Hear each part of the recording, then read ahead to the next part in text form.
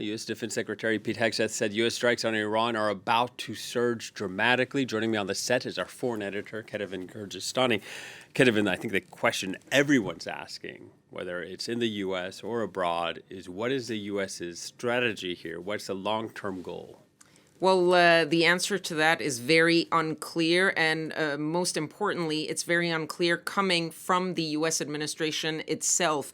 The U.S. president, his Secretary of Defense, his Secretary of State, every time one of them speaks, there seems to be a new explanation to why they went at war, an explanation as to how long they're going to be in that war, and an explanation as to what they're looking for coming out of that war. And you saw in that report, for example, the question of possible boots on the ground. Over the space of 2 days, basically, you had Donald Trump first saying that maybe at some point there would need to be boots on the ground. But then the latest comment is that boots on the ground would be a waste of time.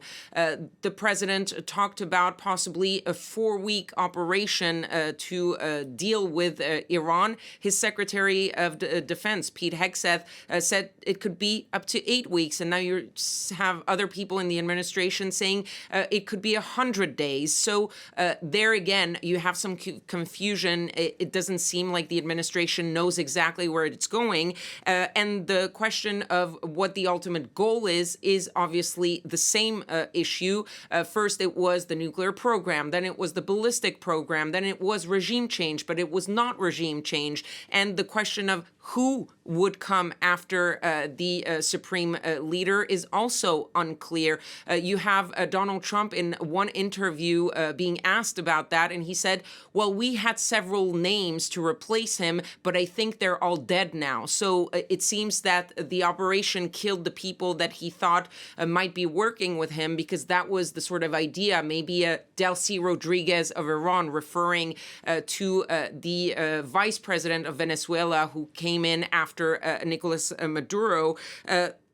Then you had also a comment saying that regime change was needed and that you could not have anyone from the current regime. That would be unacceptable, especially unacceptable to the Israelis.